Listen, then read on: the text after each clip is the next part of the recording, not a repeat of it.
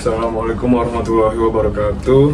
Ya, selamat pagi Bapak Ibu sekalian. Jadi perkenalkan, nama saya Muhammad Gali dan rekan saya. Nama saya Krisna. Jadi pada kesempatan kali ini kami akan mempresentasikan tugas mata kuliah jaringan syaraf Tier 1. Jadi yang berjudul aplikasi yang kami buat adalah aplikasi kedisiplinan siswa menggunakan metode perseptron. Ya, aplikasi ini dirancang untuk membantu pihak sekolah dalam melakukan klasifikasi tingkat kedisiplinan siswa berdasarkan beberapa indikator seperti tingkat kehadiran, jumlah keterlambatan, dan jumlah pelanggaran tata tertib.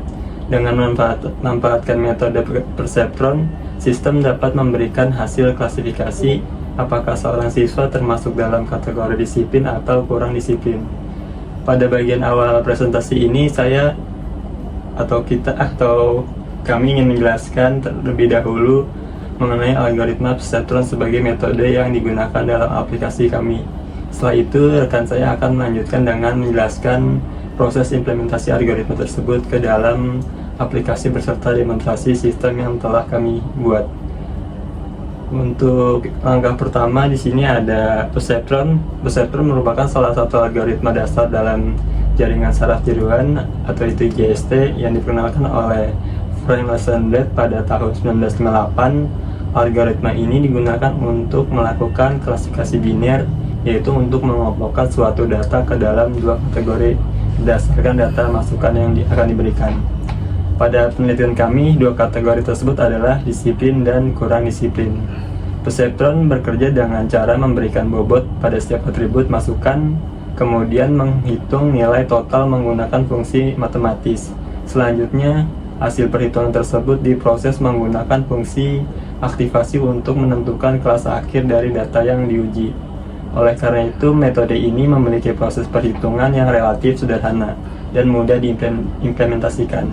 Perseptron sangat cocok digunakan untuk menyelesaikan permasalahan klasifikasi sederhana seperti klasifikasi tingkat kedisiplinan siswa. Jadi berikutnya kita lanjut ke implementasinya ya. Jadi di sini adalah halaman dasar dari aplikasi kita yang kita buat. Jadi tentang klasifikasi kedisiplinan siswa. Aplikasi pendukung keputusan dan pembelajaran algoritma perseptron. Jadi di sini ada halaman utamanya, yaitu ada tombol dashboard, dataset siswa, pelatihan perseptron, uji klasifikasi dan teori dan rumus. Ya di sini ada tulisan sama data, SPK, aplikasi ini dirancang untuk bla bla bla gitu kan. Jadi di sini ada tombol kelola dataset untuk kita mengelola data yang kita buat, dan di sini ada uji klasifikasi. Dan ini ada contoh data, yaitu jumlah siswanya ada 15, data training juga 15 karena berpacu dengan jumlah siswa. Dan ini ada tombol kurang disiplin karena kita belum uji ya gitu kan. Untuk bobot fitur yang terlatih yaitu W1 itu artinya kehadiran, W2 itu ketepatan, W3 itu kerapihan, W4 itu perilaku, dan W5 penyelesaian. Dan jadi nilai biasa terlatihnya masih 0, dan ini tingkat disiplinnya masih 100% karena emang belum ada data yang diuji ya gitu kan. Lalu kita lanjut ke dataset siswa ya. Jadi di dataset siswa ini terdapat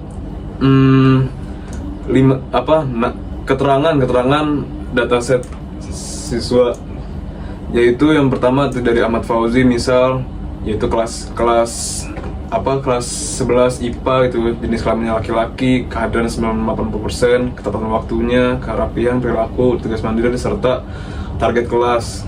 Jadi di sini kita bisa tambah siswa gitu kan. Di sini ada mulai preset datasetnya dari awal, ya bisa linear dan non-linear, dan kita juga bisa ekspor dan impor ya di sini. Jadi ini contohnya ada 15 dataset ya siswa gitu kan. Dan ini nanti yang akan kita uji gitu. Di dataset kedisiplinan siswa ini juga berisi rekam jejak perilaku siswa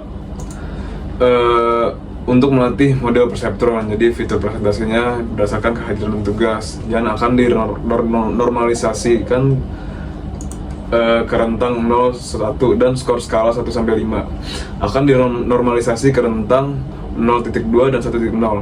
Jadi saat melatih model. Jadi target bipolarnya itu +1 yaitu disiplin, kalau -1 itu tidak disiplin. Jadi ke fitur selanjutnya yaitu adalah pelatihan perseptron. Ya, di sini ada parameter model yang berisi learning rate. Untuk itu kita nilainya taruhnya di 0,01 ya, dan max epoch itu di 100, dan setiap bobotnya itu kita nilainya 0. Di sini tuh nanti ada gambar garis keputusan yang berbentuk 2 dimensi. Jadi kalau hijau ini nih +1 yaitu disiplin, yang merah ini tidak disiplin, dan ini adalah decision boundary yaitu pembatasnya ya. Ini perkembangan jumlah error terhadap epochnya yaitu 5:0 ya gitu kan. Jadi di sini akan kita mulai kali ya. Kita mulai auto train. Dan akhirnya keluar nih dari perhitungan perseptron threshold yaitu siswa-siswanya gitu, dan akan menghasilkan model garis keputusan yang baru gitu kan. Dan ini karena kita udah uji ketiga kali ya, jadi FP3 gitu, dan ini tidak ada yang berubah. Jadi di fitur berikutnya itu ada uji klasifikasi. Jadi di sini ada kita bisa memasukkan data siswa pengujian. Jadi ini per siswa ya. Jadi kita nanti bisa geser slide dan nanti akan menghasilkan di sini hasil klasifikasinya. Jadi murid ini disiplin atau tidak disiplinnya gitu kan. Di sini ada perhitungan langkah matematisnya. Jadi ini merupakan rumusnya. Dan mungkin kita akan uji satu orang kali ya dari tabel evaluasi batch ini kan. Kita ambil Dedi kali ya. Bisa kita ambil Dedi Wijaya. Jadi Dedi Wijaya ini memang persentase kesehariannya cuma 65%, skor ketepatan waktunya cuma 2, dia juga tidak rapi, tidak memakai atribut, nilai cuma 2, perilakunya juga buruk di 2 juga, dan PR juga jarang dikerjain, cuma 40%. Misal Dedi ini mendadak rajin gitu ya. Dia hadir terus ya kan. Dia tepat waktu, nilai jadi 5, dan dia juga rapi pakai atribut, dan tata tertib juga, dia sopan, rapi, dan juga mengerjakan PR gitu kan. Dan hasil klasifikasi juga akan berubah gitu guys. Jadi dia yang tadinya tidak disiplin menjadi disiplin. Insaf dia. Iya. Ya, untuk bagian selanjutnya sini akan saya contohkan untuk menginput data siswa. Yang pertama di sini pastinya ada nomor induk siswa, kita asal-asal aja, dan namanya nama saya pastinya Krisna, kelasnya 10 IPA, pasti jenis kelamin laki-laki. Untuk kehadiran di sini akan saya input 100%. Untuk ketepatan waktunya di sini akan saya input normal. Untuk kerapihan dan atribut seragam akan saya input rapi, dan untuk sikap normal. Untuk penyelesaian tugas 90%.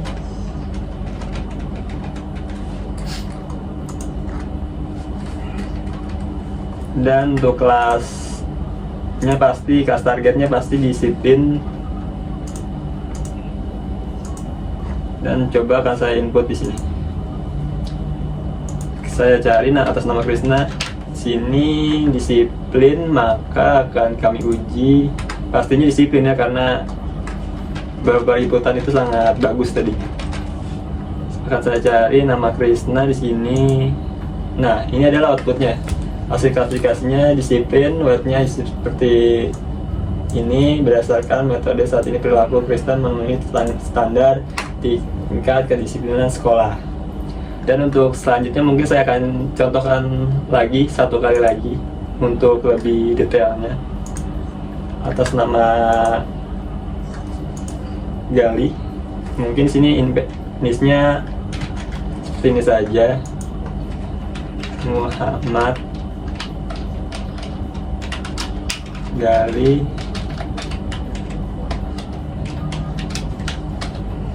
Gading, kelasnya 11 IPA atau IPS.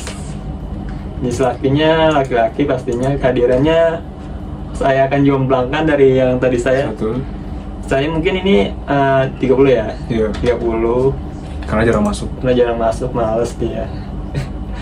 Dia sangat sering terlambat pastinya. Dan untuk kerapian atribut kurang rapi, sikap perilakunya sangat buruk ya dia. Sering melanggar tata tertib. Untuk tugasnya, karena kehadirannya kurang, pastinya tugas juga pasti kurang. Saya pasukan 20%.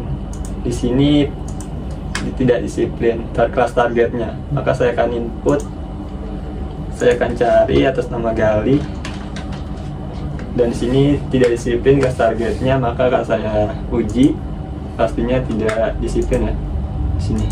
Nah seperti ini, dengan seperti, nah ini perhitungan langkah-langkah matematisnya kurang lebih. Di sini saya akan menjelaskan terhadap kelebihan pada program atau aplikasi ini. Untuk pertama itu pasti kelebihan. Dari kelebihan aplikasi ini adalah menggunakan metode artificial neural network sederhana. Yang kedua, dapat melakukan pembelajaran otomatis melalui proses training. Dan juga dapat melihat perubahan bobot secara langsung, memiliki visual proses belajar perseptron, mendukung CRUD atau CRUD dataset, dan juga mendukung ekspor dan impor pada dataset.